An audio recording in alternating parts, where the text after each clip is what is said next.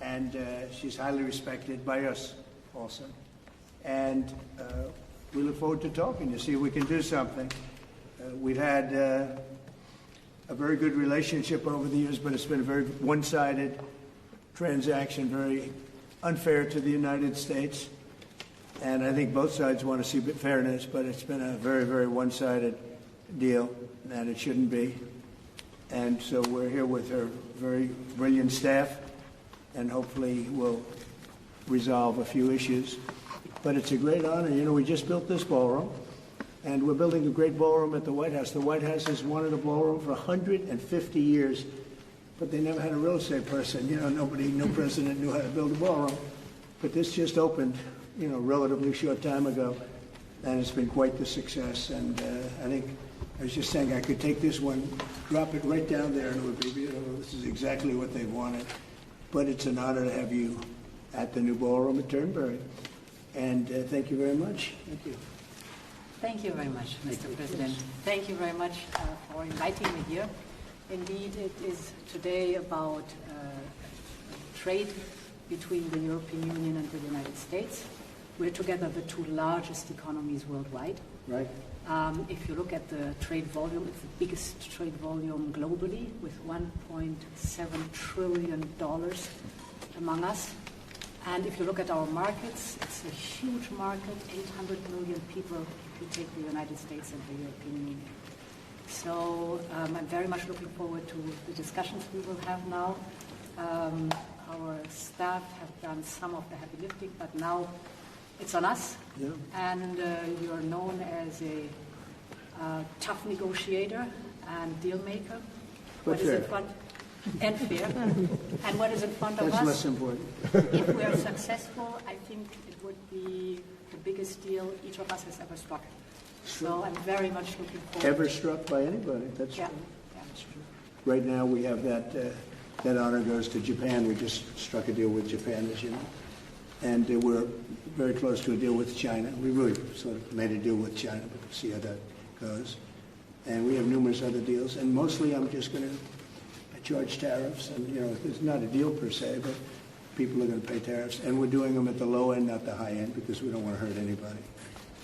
And pretty well, but you and I both figured this is really the biggest trading partnership in the world, so we should give it a shot, right? Yeah. I'm much looking forward to that. Oh, thank you very much. Thank you. I do too. Any questions? Mr. President, on Friday you put the chances of a deal at 50%, maybe less. It seems like you're in quite a good mood. How would you rate those chances now? I'm actually not in a good mood, but I will tell you, I think the chances are, yeah, I think Ursula would say, probably 50-50 of making a deal. I hope, you know, I'd like to make a deal. I think it's good for both, but yeah, I'd say 50-50. And what would you say the main sticking points are at this moment? We have 3 or 4 sticking points. I'd rather not get in. We'll be discussing them. But I think the main sticking point is fairness. Can I ask why you're in a bad mood? Was it a bad morning of golf, or why you're not in a good mood? No, the golf was beautiful. Golf can never be bad, even if you play badly. It's still good. If you had a bad day on the golf course, it's okay. It's better than other days. But no, I think I look forward to this meeting. You know, we've had a hard time with trade with Europe, very hard time, and I'd like to see it resolved. But if it isn't, we'll, you know, have tariffs. They'll do what they have to do. But we have a good chance of getting it resolved. We'll probably know in about an hour. Shouldn't take that long. What about the You know, it's complicated, but not really complicated when you get right down to it, right? Well, pharmaceuticals. What about the August 1st deadline? Is there any chance that that gets moved? No. The August 1st is there for everyone. The deals all start on August 1st. Most of the deals, other than steel and aluminum, which we've been getting 50% tariffs from, I guess, just about everybody, and those have come in. And we've taken in, you know, hundreds of billions of dollars just on steel and aluminum. You've seen the numbers. We had a tremendous amount of money come in over the last month, and it's coming in, you know, very rapidly, which is fair. We have a lot of steel mills and plants, aluminum mills and plants being built, We have a lot of AI being built, and we have a lot of auto plants being built or going to be built because they don't want to pay tariffs. So, if they don't want to pay tariffs, the best way to do it is just build your plant in the United States. Yes, please. Sir, what do you expect from the Europeans in terms of opening their markets to American products? Well, they have to open up to American products. We're open to European products, and we have been for forever. I don't think we have, just about don't have any, I don't think we have any product that we say you can't sell. I guess you could get a little bit cute with chips, but that's, a little bit different category too. No, Europe is very close. We don't sell cars into Europe. We don't sell essentially agriculture of any great degree. They want to have their farmers do it, and they want to have their car companies do it. I'm not saying anything that nobody knows. We have a rough situation. If we want to sell cars in Europe, we're not allowed to. And as you know, they sell millions and millions of cars, Mercedes, BMW, so many different, Volkswagen, so many different cars, and so many millions of cars. I would imagine number one, I didn't look at that, but I would imagine number one by far, more so than even Japan. Japan sells a lot of cars too. But the Japan deal worked out very favorable, very good. I hope for them too. And that's what we want to do, make everybody happy. Yes, please. Mr. President, should Israel be doing more to allow food into Gaza? Say it. Should Israel be doing more to allow food into Gaza? What did you say? Should Israel be doing more to allow food into Gaza? Well, we gave $60 million 2 weeks ago, and nobody even acknowledged it, for food. And it's terrible. You really at least want to have somebody say thank you. No other country gave anything. We gave $60 million 2 weeks ago for food for Gaza. And nobody acknowledged it. Nobody talks about it. And it makes you feel a little bad when you do that and, you have other countries not giving anything. None of the European countries, by the way, gave. Nobody gave but us. And nobody said, gee, thank you very much. And it would be nice to have at least a thank you. And I took a lot of heat. When I do that, a lot of people aren't happy about that because they say, well, why are we doing it and nobody else? But I think we had a humanitarian reason for doing it. What's going to happen? I don't know. I can tell you that Hamas, as I said, would happen at the end. We've gotten back a lot of hostages, a tremendous number of hostages, most of them. Now we have dead hostages, and the mothers want them back, and we have 20 people approximately, but that are living. But we have a lot of bodies, and the parents want those bodies as much as they would want their child if that child were alive. I met with parents it was so sad. Sir, please get my son back. How is your son doing? Well, he's dead, but they have his body. And it's so important. It's more important. It's almost like more, but it's as important as if the child were living. These people were, they're devastated. And I said, when you get it down to a certain number, you're not going to be able to make a deal with Hamas. Because once they give them up, then they feel that that's going to be the end of them. And what I said is exactly true. They had a routine discussion the other day, and all of a sudden they hardened up. They don't want to give them back. And so Israel's going to have to make a decision. I know what I do, but I don't think it's appropriate that I say it. But Israel's going to have to make a decision. Mr. President, when you were in the Middle East, you talked about the images coming out of Gaza and the starving kids. Those images are still going. Many of them are much worse. Thinner children, starving. What do you see or feel when you look at those images today? Well, it's terrible. When I see the children, and when I see, especially over the last couple of weeks, and people are stealing the food, they're stealing the money, for the food, they're stealing weapons, they're stealing everything. It's a mess. That whole place is a mess. The Gaza Strip, was given many years ago so that they could have peace. That didn't work out too well. When Israel gave that up, whoever was the prime minister at the time, who I know who it was, but it was not exactly a very clever thing to do, because that was given so that they finally have peace. And it's actually made the situation worse. But we'll see what happens. I think Iran is acting up. I think that we have a lot of people acting. We have Venezuela acting up in a different way. They continue to send people that we rebuff to our border. They continue to send drugs into our country. Venezuela, they've been very nasty, and we can't let that happen. But we have other countries too. We do have, and this is just getting a little off subject, but we have now the safest border we've ever had. And I think in many respects we probably have the most successful. And I say it all the time. Every leader, when I went to NATO the other day, every leader said, you have the hottest country in the world. We have the hottest country in the world now. We're taking in hundreds of billions of dollars.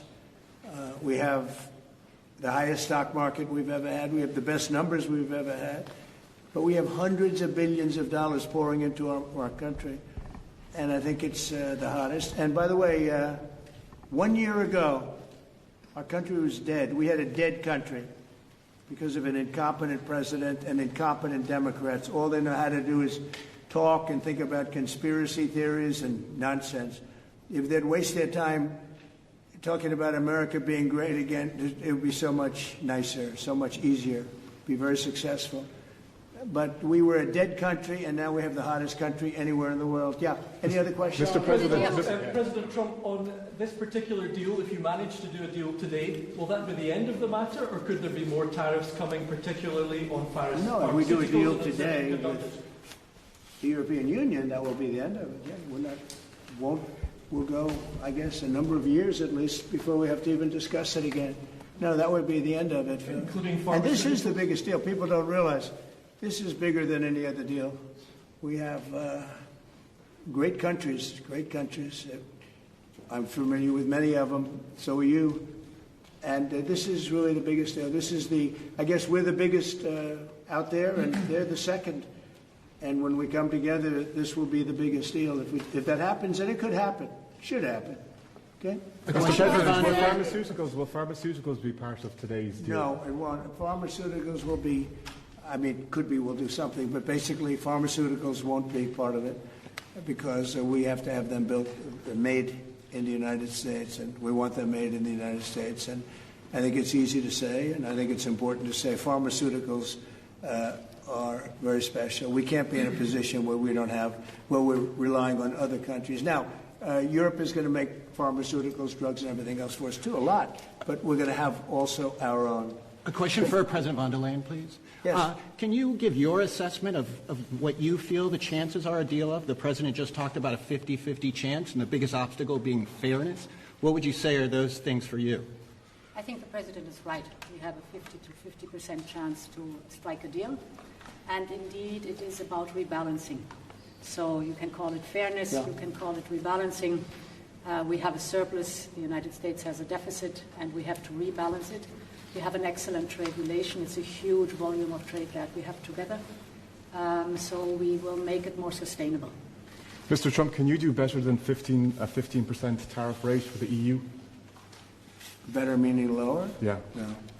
Mr. President, to return to Gaza, you're going to meet the British Prime Minister tomorrow. He's going to ask you to consider again peace talks between Israel and Hamas.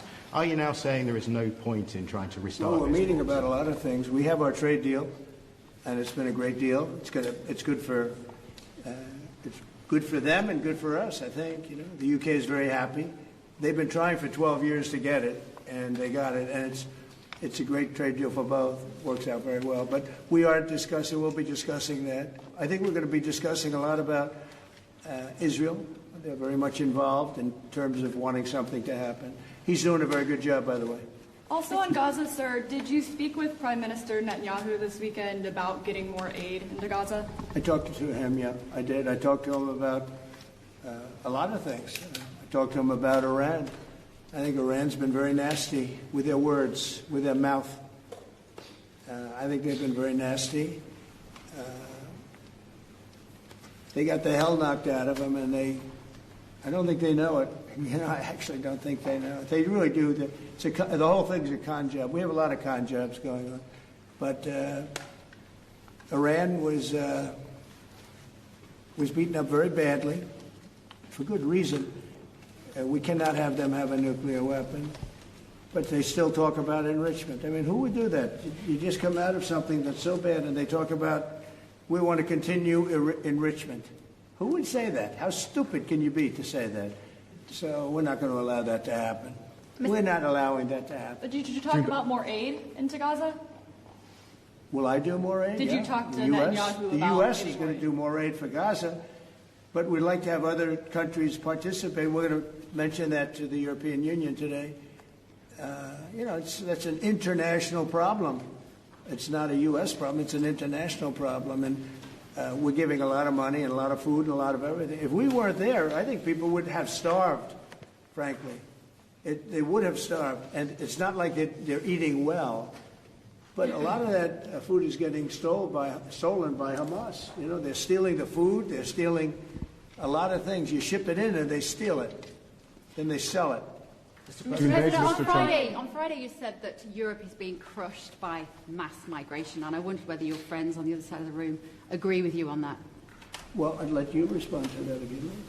So we have been working intensively on the topic of irregular migration. And we have, from the very beginning, said that migration is a European challenge that needs a European answer. As Europeans, we will fulfill our international obligations, as we've done in the past, also in the future. But we, as Europeans, are the ones who decide who comes to the European Union and under what circumstances, and not the smugglers and traffickers. That's the principle in which we are working. I will say this, they did ask me when I got off the plane, immigration, Europe has a tremendous problem, and we do too, but we've sealed our borders. We have nobody coming in, and we have hundreds of thousands of people being taken out, and the bad ones first, and I think we're doing a very good job of that. But it literally registered 0 people last month. You probably saw that, nobody. And Europe has a very similar problem. I think they're going to end up in the same place. You might as well go there quicker. And the other thing I say to Europe, we will not allow a windmill to be built in the United States. They're killing us. They're killing the beauty of our scenery, our valleys, our beautiful plains.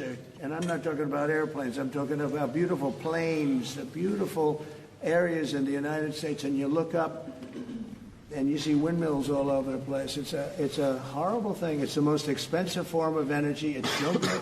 They're made in China, almost all of them. When they start to rust and rot in 8 years, you can't really turn them off. You can't bury them. They won't let you bury the propellers, the props, because there's a certain type of fiber that doesn't go well with the land. That's what they say. The environmentalists say you can't bury them because the fiber doesn't go well with the land. In other words, if you bury it, it will harm our soil. The whole thing is a con job. It's very expensive. And in all fairness, Germany tried it, and wind doesn't work. You need subsidy for wind, and energy should not need subsidy. With energy, you make money. You don't lose money. But more important than that is it ruins the landscape. It kills the birds. They're noisy. You have a certain place in the Massachusetts area that over the last 20 years had 1 or 2 whales wash ashore, and over the last short period of time, they had 18, okay? Because it's driving them loco. It's driving them crazy. Now, windmills will not come. It's not going to happen in the United States, and it's very expensive, and I would love to see. Today I'm playing the best course, I think, in the world, Turnberry. Even though I own it, it's probably the best course in the world, right? And I look over the horizon and I see 9 windmills. It's like right at the end of the 18th. I said, isn't that a shame? What a shame. You have the same thing all over Europe in particular. You have windmills all over the place. Some of the countries prohibit it, but people ought to know that these windmills are very destructive. They're environmentally unsound, just the exact opposite. Because the environmentalists, they're not really environmentalists. They're political hacks. These are people that they almost want to harm the country. But you look at these beautiful landscapes all over the world. Many countries have gotten smart. They will not allow it. They will not. It's the worst form of energy, the most expensive form of energy. But Windmills should not be allowed. Doing back, Mr. Trump, doing back. Cambodia and Thailand. You spoke to leaders of both countries. I did. Are they doing enough to stop the fighting? I hope so. You're talking about Cambodia and Thailand? So I had an interesting time. We're dealing with Thailand, and we do a lot of trade with Thailand and with Cambodia. And yet, I'm reading that they're killing each other, they're fighting, they're in a war. And I say, this should be an easy one for me, because I've settled with India and Pakistan, and Serbia and Kosovo was going at it, but they have for a long time, in all fairness, so you know about that. And others, the Congo, and what's gone on there. That's been a horrible thing with Rwanda. That's been a horrible thing. 31 years, 7 million, 8 million people killed. Machetes all over the place. It's a terrible thing. We got that one solved. We did 5 of them. And I was saying, we have a trade deal. We were working on another. We finalized another trade deal yesterday. And I asked my people, I said, how are we doing with Cambodia and how are we doing with Thailand? And they say they're going to be coming in at some point to talk. I said, well, let's call them right now. So I called the prime ministers of each. And I said, we're not going to make a trade deal unless you settle the war. A lot of people are killed, that in a short period of time. The border, they're fighting pretty like wild. And I spoke to both of the prime ministers, and I think by the time I got off, I think they want to settle now. I know they're meeting today or tomorrow, and we're going to work with them. Marco Rubio's working with them also, his people, and him. I think we're going to get that. That would be a great thing, but that would have turned out to be a bad one. And I will tell you, India and Pakistan, they were really getting ready to go at it. So getting those things settled, if I can do it, and if I can use trade to do that, it's my honor. But I had great talks with 2 very good people that they both really would like to make a deal. So we'll see what happens. Doing back, Mr. Trump, doing back. Europe's now spending a lot more on defence thanks to you. Does that mean should they get a fair deal on trade and exchange? Well, they're spending a lot on defense, but we're spending a lot more. And we've been very generous to NATO for many, many years. And but we had a terrific meeting with NATO. I'd love to do as well. We had a meeting where they put up 5% instead of 2%, and they're going to pay it instead of not paying, because many people didn't pay the 2% or anywhere near it, and the 2% was too low. And we're going to be sending now military equipment and other equipment to NATO, and they'll be doing what they want, but I guess it's, for the most part, working with Ukraine. But we had a fantastic meeting, I guess it's now almost 4 weeks ago, one of the best meetings they've ever had at NATO, and the spirit and the coming together was incredible. And I stood and I listened to almost 30 speeches. That was a lot. And I was really late, and I had to leave, but I didn't want to leave before those last 10 spoke, because they go home and they tell their wife, Trump left. And they were so nice to the United States. They were all mentioning the United States, and me, but they were mentioning the United States to be here. It's such an honor, et cetera. And I thought it would have been inappropriate. But I did stay. It was very hard, because I was extremely late for something else that was, pretty important. And we had a tremendous NATO meeting. I'm sure you heard that too. Yeah. It was great. There's some great people that you deal with on 2 fronts, right? But you deal with on primarily the trade front. But I will tell you, they came together, and the relationship is really good. That was it's an interesting question, because you probably have reported it that way.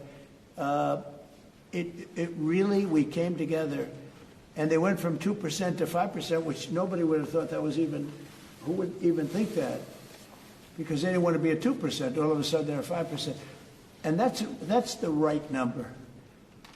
And so it was a great honor. I got to know the heads of those countries really very well at that meeting almost a month ago. Okay? Thank you very much, everybody. Thank you, press. Thank you, press. Let's go. Let's go back to work. Irish culture anytime soon, June Bay. I will. I love doing that. I'll go. Not in the strip, but I'll go see. Thank you very much. Thank you, press.